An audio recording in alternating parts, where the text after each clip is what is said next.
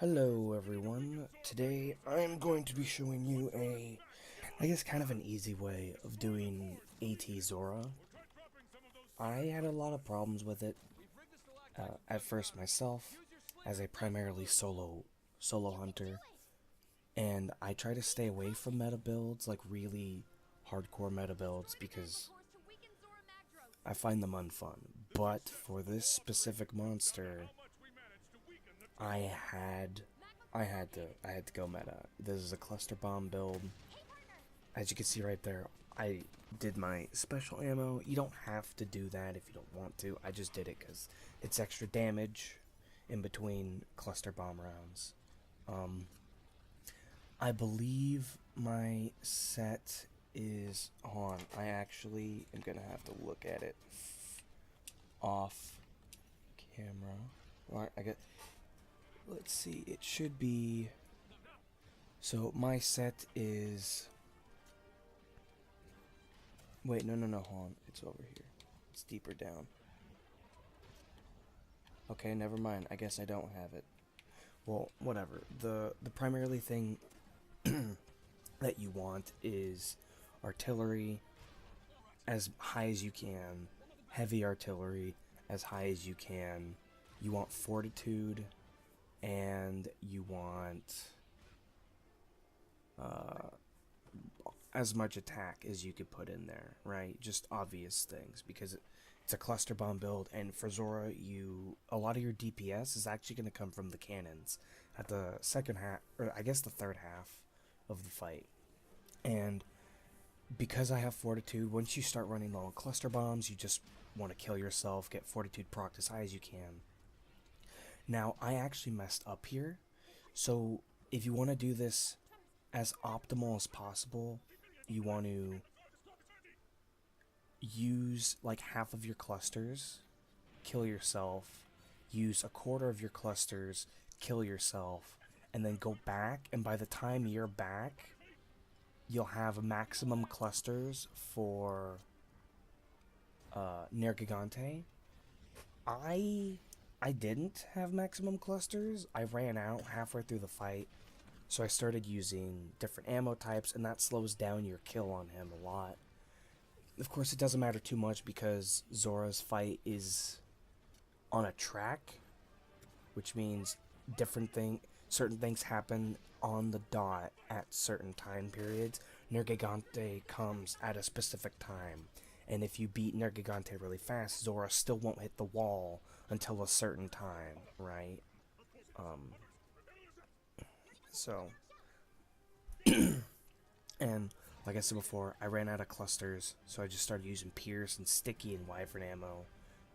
If you have a Temporal Mantle, which you should, if you're doing anything Arch-Tempered related, then you want to bring it with you. Also the Rocksteady, just to make it so you can use clusters and Sticky and Wyvern without getting interrupted too hard from Nergigante. Also, when you're running to do Nergigante, you want to drop those boulders, just a little bit of extra DPS.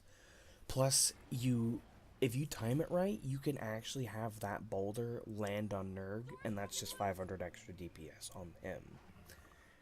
And I'm not shooting him here because very, very soon, Zorah's, as it says right now, it's changing position. So it would have been a waste. So I just decided not to. And this one right here, again, if you wait a little bit longer, you can have it fall on Nerg, which is another 500 DPS, it just cuts down time, but I don't know, I just decided not to. And Nerg always jumps up in that same spot on AT Zorah, excuse me. So just kind of get ready, and then I should have sped this part up. I'm surprised I didn't. Oh, it'll start speeding up soon. I should have sped this part up too, though, to be honest. But it's fine. Yeah, there we go. So just go through it as fast as you can, as best you can. Use all your clusters. When you run out of clusters, use Wyvern, use Sticky. I believe I use piercing ammo a little bit when I run out of those two. I honestly shouldn't be rolling, because I have temporal mantle, but you know, force a habit, I guess. Honestly, there's really not much to say about this part. Just just kill Nurg as fast as you can. And after this, you excuse me. You probably, to be honest, I have nothing to say. There's really not much to commentate about on this. I mean, if you need specific parts from him, I guess now would be the time to do it, right? Oh, another thing is, if you really wanted to, you could use Wyvern Snipe or Wyvern's Heart in between, or when you run out, or whenever you get it. And I suppose one more thing I could mention, while there is a long hiatus of this, is that the stuff I'm using isn't actually that high tier stuff. As I'm sure you've noticed, I'm using, well, I guess the Kieran body I'm wearing is regular Kieran B, and the legs I'm wearing is Anjanath B. Oh gosh, I don't remember the chest, the head, and the arms though. I want to say my chest is a Teostra. Or not, sorry, not Teostra. My arms are, actually, I think my arms are Kushala Y. Kushala Y. I don't think they are, but they might be. And then my waist is probably Nergigante B. So, you know, everything is non-tempered. Everything. And then after Nerg's done, you just want to wail on the closest magma core you can. You know, just get as much extra DPS out as possible. If you had done this more efficiently, you know, you'd still have some extra cluster bombs because Nergigante would have died a lot sooner. Also, the weapon I'm using, it's the Diablos heavy bowgun. It's not even maxed. It's not augmented. It's the second to last tier of the weapon tree, and I still beat this. Honestly, doing AT Zorah, it's all about knowing the rotation, knowing the skills you need to use, and doing it in I guess, being efficient. It's not a hard monster. I know people complain about it a lot, but Zorah's kind of boring. But it's a cool monster, right? It's a giant fire lava volcano. And now, when you get to this part, this is where the heavy artillery comes in, obviously. You want to get it to 2 if you can, but 1 is fine. I've done it with 1, but you have to be more on the mark in the magma core stage. And you want to pick up that binder a little bit to the a couple seconds ago. And you always want to turn all of the cannons slightly to the side. Otherwise, you're going to miss at the start. And then you just jump off, you know, efficiency. And you come over to this one, you push it to the left. You shoot it at Zorah's face. And then I'm going to drop down, because the boat down at the bottom is actually where most of your damage during this phase is going to come from, because it has the Dragonator, because it has another binder, and there's 3 cannons really close together of each other. Really, really, really close. And so after, what I normally do with these 2 cannons is, I do it to this one, but I should have done it to the other NPC cannon, is I typically push them to the right a little bit, because I find that more often than not, the 2 NPC, or actually all 3 of the cannons, get kind of too far off to the left for Zorah most of the time. And now you see here it says 10 minutes, right? Well, the Dragonator is going to come back up in 5 minutes. And and I mess up there. But anyways, you know, like I said earlier, there's not much to say about this other than just know the rotation that you're gonna do, yada yada yada. Every time that you see the handler say Zorah is charging up an attack, just fire a binder. They recharge. You know, that's pretty much it.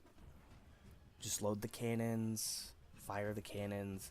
Now, if you are going to miss, so let's say the let's say that the handler says Zor's charging up an attack, but for whatever reason you can't get to a binder or you can't fire the binder, you get one pass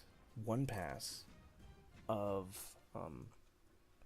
not having to do a binder, because the guy, the NPC, I don't remember what he's called. He's the dude who saves you at the start of the game.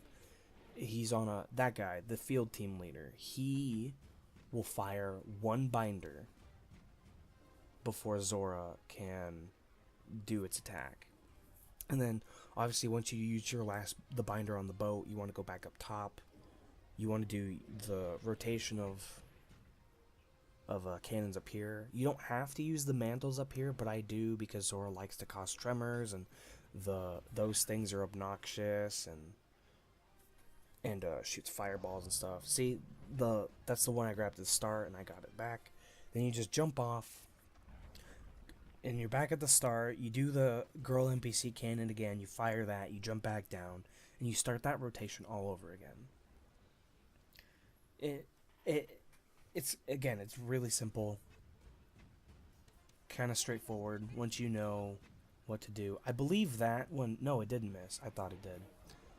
And then just do that, and then by the time you use the other side's binder, the other binder is off cooldown, so you just pick it up, and I guess not pretty soon. Excuse me. I just woke up and my throat is always really fucked when I wake up.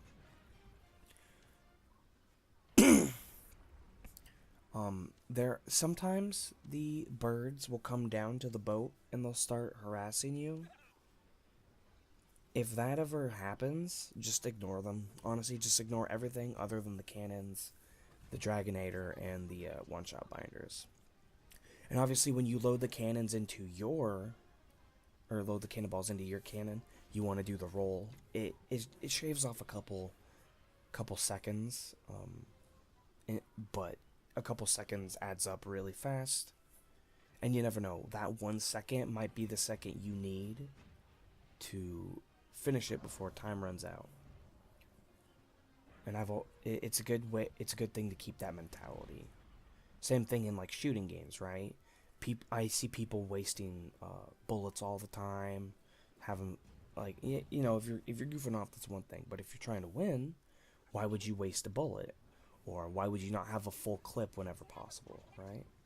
That one extra bullet could be the difference between you getting the kill and living, or you dying and because you had to reload. Even with the heavy bow guns, or heavy bow gun, light bow gun, you know, even the bow, I guess, to a lesser extent. But Zorah should be dropping pretty soon.